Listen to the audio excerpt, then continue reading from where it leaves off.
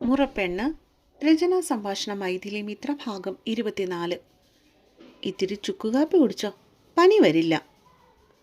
ഹാളിലെ സെറ്റിയിൽ ചുമച്ചുകൊണ്ടിരുന്ന നിധിയുടെ അടുത്തേക്ക് ദേവകി ചെന്നിരുന്നു. ഇപ്പോൾ വേണ്ട മാമി, കുഴപ്പമൊന്നുമില്ല. അവൾ കൂനിക്കൂടിയിരുന്നു കൊണ്ട് അവളുടെ തോളിലേക്ക് തല ചേർത്ത് വെച്ചു. അങ്ങനെ പറഞ്ഞാൽ എങ്ങനെയാ, ഇത്തിരി കുടിക്ക്. അവരവളുടെ കയ്യിൽ ഗ്ലാസ് നിർബന്ധിച്ച് പിടിപ്പിച്ചു കൊടുത്തു. നീത മനസ്സില്ലാ മനസ്സോടെ അത് വാങ്ങി മെല്ലെ കുടിക്കുവാനായി തുടങ്ങി. മുടി നന്നായി തോർത്തിയില്ലേ നീയ്? അവളുടെ അഴിഞ്ഞു കിടക്കുന്ന നനഞ്ഞ മുടി മാടി ഒതുക്കി ചെവിക്ക് പിന്നിലായി തിരികെ കയറ്റി വെച്ചുകൊണ്ട് അവർ ചോദിച്ചു. എൻ്റെ മുടിക്ക് ഉള്ളു കൂടുതലായതുകൊണ്ട് ഉണങ്ങാൻ ഇത്തിരി പാടാ മാമി. അവൾ ചുക്കുകാപ്പി കൂടി ഇടയ്ക്ക് നിർത്തിക്കൊണ്ട് അവർക്കുള്ള മറുപടി നൽകി. ഇടുപ്പോളമുള്ള കട്ടിയുള്ള മുടി കോതിക്കൊണ്ട് അവരവളെ വാത്സല്യത്തോടെ നോക്കി. സ്വന്തം സഹോദരൻ്റെ കുഞ്ഞാണ് അവൻ പൊന്നേ പൊടിയെന്നും പറഞ്ഞ് വളർത്തുന്നത്. ഇവിടെ തന്നോടുള്ള സ്നേഹവും വിശ്വാസവും ഒന്നുകൊണ്ട് മാത്രമാണ് അവൻ നിതയെ വേനലിൻ്റെ അവധിക്ക് ഇങ്ങോട്ടേക്ക് വിടുന്നത് തന്നെ. കുളത്തി വീണപ്പോൾ ഇവയ്ക്കെന്തെങ്കിലും സംഭവിച്ചിരുന്നെങ്കിലോ? അതാലോചിച്ചപ്പോൾ തന്നെ അവരുടെ നെഞ്ചിലൊരു കൊള്ളിയാ മിന്നി. എൻ്റെ വീട്ടുകാരെല്ലാവരും എന്നെ കുറ്റപ്പെടുത്തു. അല്ലെങ്കിൽ തന്നെ ചുമ്മൂനെ എൻ്റെ വീട്ടിൽ ഒരുവിധപ്പെട്ടവർക്കൊന്നും കണ്ടെടുത്താൽ കണ്ടുകൂടാ. അവളുടെ എടുത്തുചാട്ടവും വഴക്കാളിത്തരവും ഒക്കെയാണ് ഒന്നാമത്തെ കാരണം. ഇനിയിപ്പോൾ ഇതും കൂടി അറിഞ്ഞാൽ പിന്നെ എന്തൊക്കെ നടക്കുമെന്ന് ഊഹിക്കാൻ പോലും കഴിയില്ല. ഓരോന്നും ആദിയോടെ ചിന്തിച്ചുകൊണ്ട് അവർ നിധയെ തന്നെ നോക്കിയിരുന്നു. മാമി. കാപ്പി കുടിച്ചു കഴിഞ്ഞതും അവൾ ആ ഗ്ലാസ് അവരുടെ കയ്യിലേക്ക് കൊടുത്തുകൊണ്ട് വിളിച്ചു. എന്താ മോളെ? അവളുടെ നെറുകയിൽ വാത്സല്യത്തോടെ ഒന്ന് തഴുകിക്കൊണ്ട് ദേവകി വിളി കേട്ടു. നടന്ന കാര്യം ഞാൻ വീട്ടിൽ പറയില്ല. അതോർത്താണ് ടെൻഷൻ അടിക്കുന്നെങ്കിൽ അത് വേണ്ട കേട്ടോ. പെണ്ണവരുടെ കയ്യിൽ കയറി പിടിച്ചു. ദേവകിക്ക് അവളോട് ബഹുമാനം തോന്നിപ്പോയി, കൂടെ നന്ദിയും. ഈ ചെറിയ പ്രായത്തിൽ അവൾ കൂടുതൽ പക്വതയോടെ കാര്യങ്ങളെ നേരിടുന്നുവല്ലോ എന്നുള്ള ചിന്തയിൽ അവർക്ക് സ്വയം അഭിമാനവും തോന്നി. ദേവകി. അപ്പോഴാണ് നാരായണിയമ്മ അങ്ങോട്ടേക്ക് വന്നത്. എന്താ അമ്മേ? അവർ വരുന്നത് കണ്ടതും ദേവകി പൊടുന്നനെ ബഹുമാനത്തോടെ ഇരിപ്പിടത്തിൽ നിന്ന് എഴുന്നേറ്റ് നിന്നു. ചുമ്മു എവിടെ? ഉച്ചത്തിലുള്ള അവരുടെ ചോദ്യം കേട്ടതും ദേവകിയുടെ മനസ്സൊന്ന് പിടഞ്ഞു. കാര്യങ്ങളൊക്കെ അമ്മ അറിഞ്ഞിരിക്കുന്നു. ഇനി ഒരു വിസ്താരമായിരിക്കും ഇവിടെ. ചുമ്മുവിൻ്റെ കാര്യം പറയാൻ പറ്റിയല്ല. അവൾക്ക് ദേഷ്യം വന്ന എന്തൊക്കെ വിളിച്ചു പറയുന്നു പോലും അറിയില്ല. എത്രയൊക്കെ തെറ്റാ ചെയ്താലും ചുമ്മുവിന് നൊന്താൽ ദേവകിക്കും വേദനിക്കുമായിരുന്നു. മുറിയിലുണ്ടമ്മേ. അവർ ഭവ്യതയോടെ നാരായണിയും മുമ്പിൽ നിന്നു. അവളെ വിളിക്ക്, കൂട്ടത്തിൽ കണ്ണനെ അച്ഛനെയും പങ്കുവിനെയും കൂടെ. നാരായണി ആജ്ഞാപിച്ചു.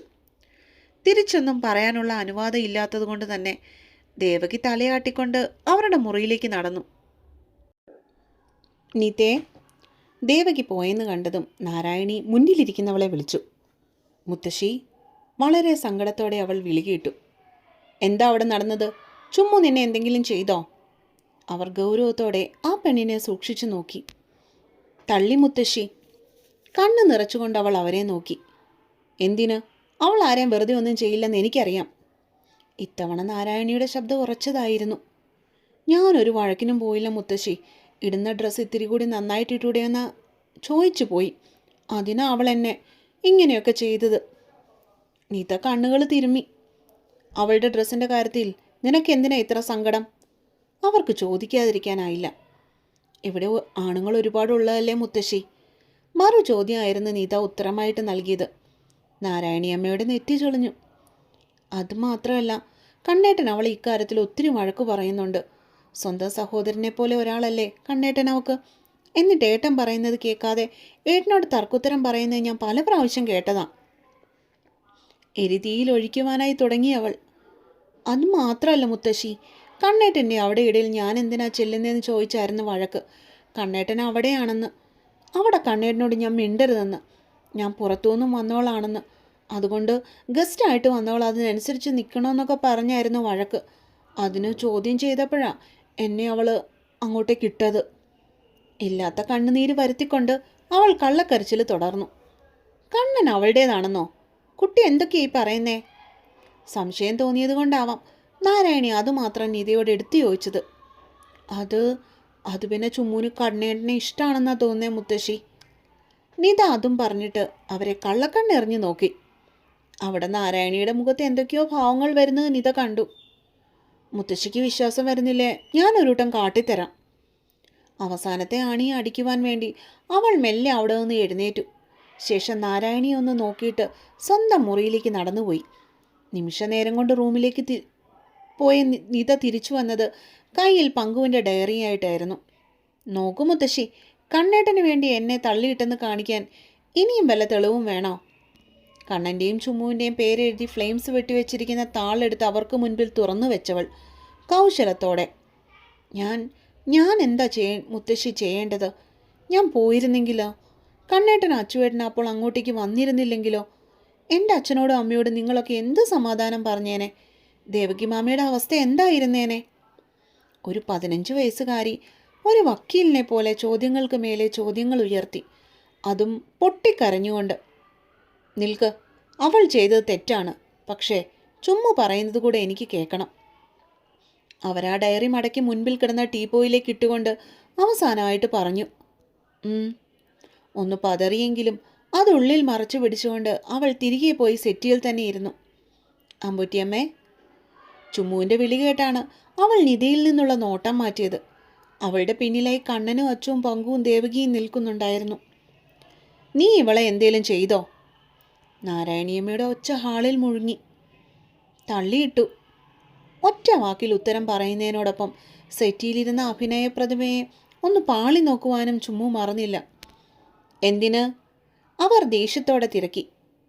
എന്നോട് അനാവശ്യം പറഞ്ഞേന്. അവളുടെ ശബ്ദം മുറുകിയിരുന്നു. എന്തനാവശ്യം?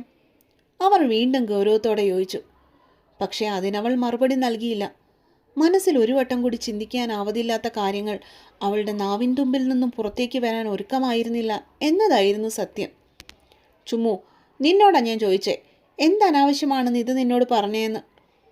ഇത്തവണ അവരുടെ ദേഷ്യം വല്ലാതെ ഉയർന്നിരുന്നു.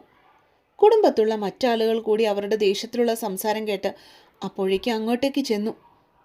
എനിക്കത് പറയാൻ ഇത്തിരി ബുദ്ധിമുട്ടുണ്ട്. അവൾ തെല്ലും പതറാതെ അമ്പൂറ്റിയമ്മയുടെ മുഖത്തേക്ക് നോക്കി. അതെന്താ പറയാൻ ഇത്തിരി ബുദ്ധിമുട്ടുള്ള കാര്യം? അറിഞ്ഞേ തീരൂ എന്ന മട്ടിൽ നാരായണി ശാഠ്യം പിടിച്ചു. പക്ഷെ എന്നിട്ടും ചുമ്മാ അത് പറയാൻ കൂട്ടാക്കിയില്ല. സഹോദരങ്ങളുടെ മുൻപിൽ വെച്ച് അത് തുറന്നു പറയുവാൻ അവൾക്ക് വിമ്മിഷ്ടം തോന്നിയിരുന്നു എന്ന് വേണം പറയുവാൻ. എങ്കിൽ നീ പറയണ്ട. നിനക്ക് പറയാൻ ബുദ്ധിമുട്ടുള്ള കാര്യം എന്താണെന്ന് എനിക്ക് മനസ്സിലായി. മുമ്പിൽ കിടക്കുന്ന ഡയറി എടുത്ത് അത് തുറന്ന് എല്ലാവർക്കും നേരെ കാട്ടിക്കൊണ്ട് അവർ ദേഷ്യത്തോടെ അലറി. അതിനുള്ളിൽ എഴുതി വച്ചിരിക്കുന്ന കണ്ടപ്പോൾ ചുമ്മുവിൻ്റെ നെറ്റി ചുളിയുകയാണ് ചെയ്തതെങ്കിൽ പങ്കുവിൻ്റെ മുട്ടുകാല് രണ്ടും തമ്മിലിടിക്കുകയാണ് ചെയ്തുകൊണ്ടിരുന്നത്.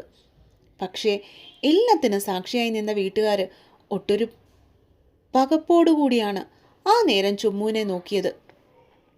അതിലേറ്റവും കൂടുതൽ അമ്പരപ്പ് കണ്ണനായിരുന്നു എന്ന് മാത്രം. ഇതെന്താ?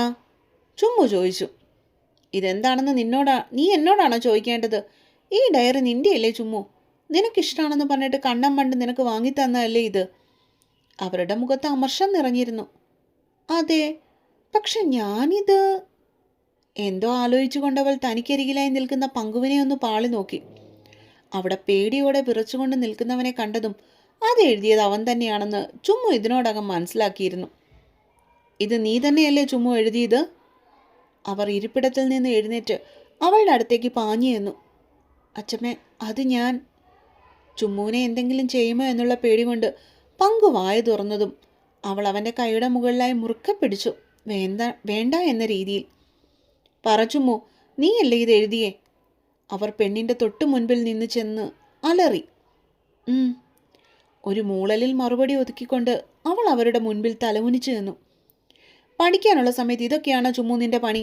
ഓണപ്പരീക്ഷയ്ക്കും ക്രിസ്മസ് പരീക്ഷയ്ക്കും മാർക്ക് കുറഞ്ഞതിൻ്റെ കാരണം അപ്പോൾ ഇതായിരുന്നല്ലേ? കയ്യിലിരിക്കുന്ന ഡയറി ദൂരേക്ക് വലിച്ചെറിഞ്ഞിട്ട് അവരലറിക്കൊണ്ട് ചോദിച്ചു. അതിനും ചുമ്മു മറുപടിയൊന്നും പറഞ്ഞില്ല.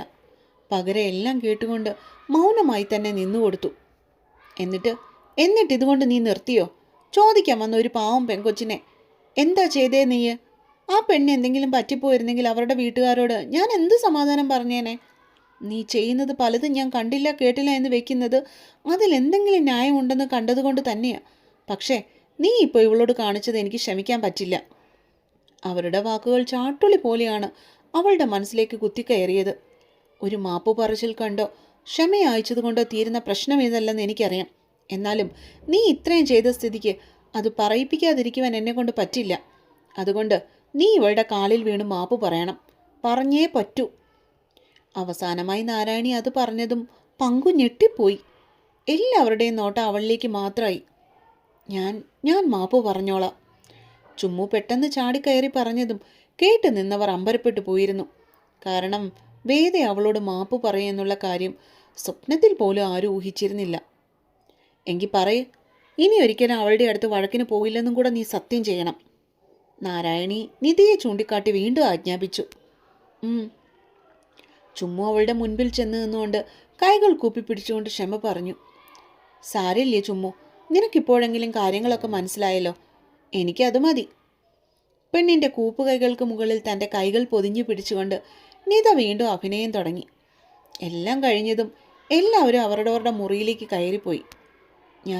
ഞാൻ കാരണമല്ലേടി നിനക്ക് ആ പെണ്ണോട് സോറി പറയേണ്ട ആവശ്യം വന്നത്. റൂമിലേക്ക് കയറുമ്പോൾ പങ്കുവിനായിരുന്നു സങ്കടം മുഴുവനും. അത് സാരമില്ലടാ, ഞാനായതുകൊണ്ടൊരു സോറിയില്ലാതെ ഒതുങ്ങി. പകരം നീ ആയിരുന്നെങ്കിലോ, നിന്റെ കാലിൽ മുഴുവനും അമ്പൂറ്റിയമ്മയുടെ ചൂരലി പറ്റി പിടിച്ചിരിക്കുന്ന കാണാം. പെണ്ണ് ചിരിച്ചുകൊണ്ട് പറഞ്ഞു. എന്നാലും വേണ്ടായിരുന്നു. ചെക്കൻ്റെ മുഖത്ത് വീണ്ടും സങ്കടം. ഒന്ന് പോയടാ ചെക്ക, അവൻ്റെ ഒരു വിഷമം. അവൾ കയറി കട്ടിലിലേക്ക് മറിഞ്ഞു, കൂട്ടത്തി ചെക്കനും. എന്നാലും അവൾ എന്തൊരു സാധനമാടി. എൻ്റെ ഡയറി ഈ മുറിയിൽ കയറി കട്ടെടുത്തോണ്ട് പോയില്ലേ. പങ്കു അപ്പോഴാണ് കാര്യങ്ങളുടെ കിടപ്പ് മനസ്സിലായത്. എൻ്റെയും കണ്ടേട്ടൻ്റെ ഫോട്ടോ തറയിലിട്ട് പൊട്ടിച്ചതും ഇവൾ തന്നെയായിരിക്കും. ചുമ്മു കൂട്ടിച്ചേർത്തു. അത് കേട്ടതും അവൻ്റെ മുഖം ദേഷ്യത്തിൽ വലിഞ്ഞു മുറുകി. അതുകൊണ്ടാ കുറച്ചു നേരം വെള്ളത്തിൽ കിടന്നത്. ചുമ്മു നെടുവീർപ്പോടെ പറഞ്ഞു. എന്നാലും നീ എന്തിനാ ചുമ്മു നടന്ന കാര്യങ്ങൾ അച്ചമ്മ ചോദിച്ചപ്പോൾ മിണ്ടായിരുന്നേ? അവൾ പറഞ്ഞ കാര്യങ്ങളൊക്കെ അതുപോലെ തന്നെ അങ്ങ് പറഞ്ഞു കൊടുക്കാൻ മേലായിരുന്നോ? പങ്കു കലിപ്പിട്ടുകൊണ്ട് അവളെ ചെറിഞ്ഞു നോക്കി. ഏട്ടന്മാരുടെ മുമ്പിൽ വെച്ച് എനിക്കത് പറയാൻ തോന്നിയില്ലടാ. എന്നിട്ട് എന്തായി?